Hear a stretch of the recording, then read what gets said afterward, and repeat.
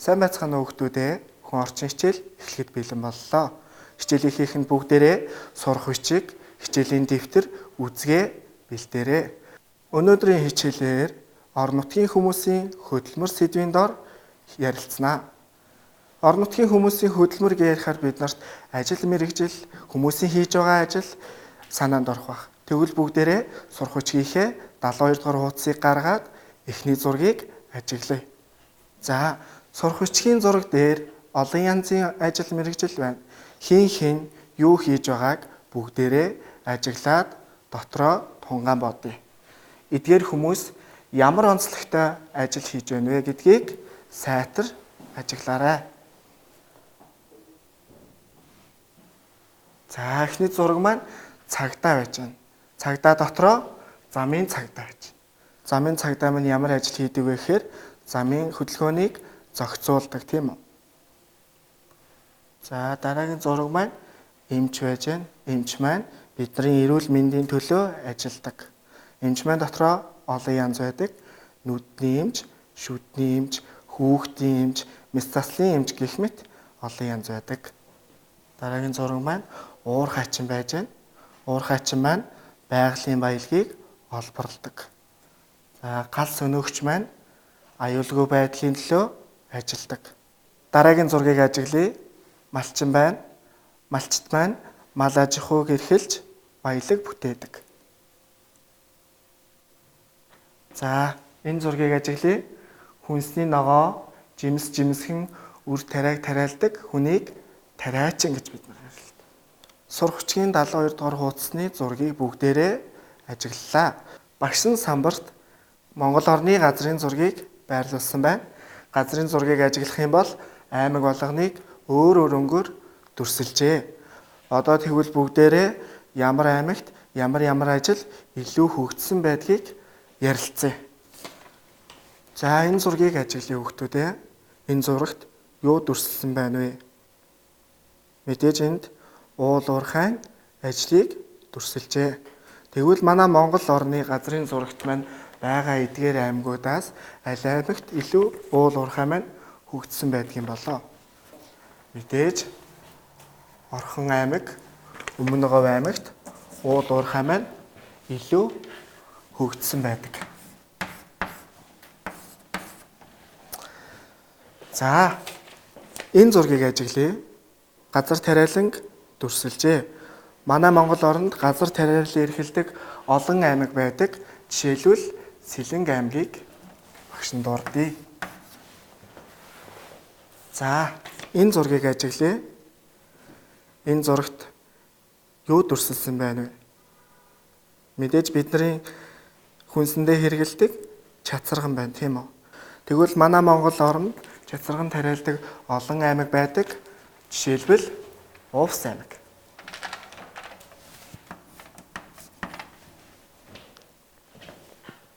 За, зургийг ажиглаарай хүүхдүүдээ. Энэ зурагт бидний идэх дуртай цагаан идээг дүрсэлжээ.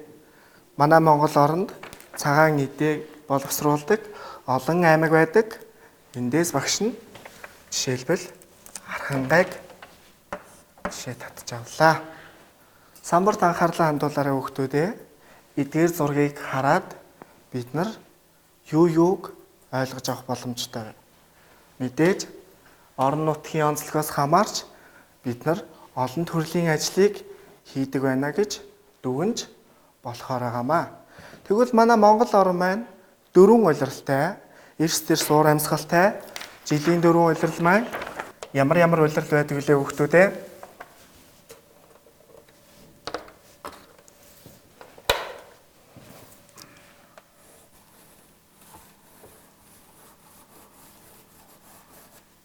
Өвөл,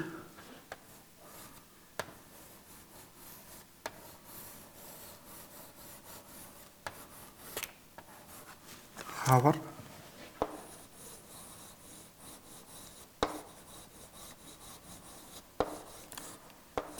намар, зон. Тэгвэл малчид эрс дэр суур амьсгалтай энэ орчинд яаж ажилтдаг вэ? Ямар ажил хийдэг вэ гэдэг талаар бүгдээрээ ярилцъя. Малчид хавар юу гэдэг юм болоо? Намар юу гэдэг юм бол? Зун, өвөл юу гэдэг юм бол? Зун мэдээж сүү цагаан эдэг боловсруулдаг. Сүү цагаан эдэг яаж боловсруулдаг юм бэ гэхээр мэдээж малынхаа сүүг саана. Дараа нь малынхаа сүүг боловсруулна.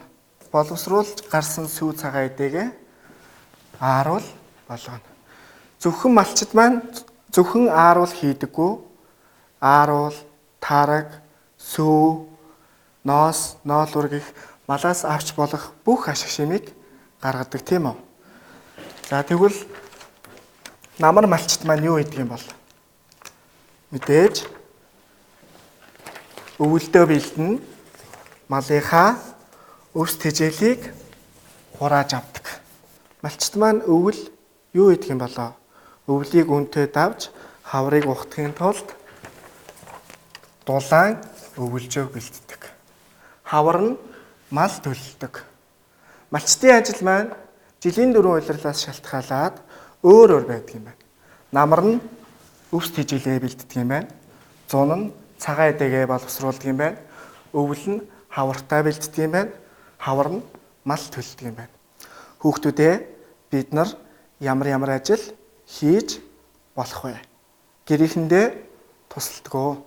Бид гэртээ аяг угаах, хог шүүрдэх, тоос арчих, ногоо арилгах, дүүгээ асрах, ус авах гэх мэт олон ажлыг хийж чаддаг байна. Бүгдээрээ тэгвэл чадах зүйлээрээ гэр бүлийнхэндээ туслая. Өнөөдрийн хичээлийн үгээр өндөрлөө бүгдээрээ гэртээ гэр бүлийн гишүүдийнхээ хийдэг ажлын талаар судлаад ангийнхандаа ярьж өгөөрэй.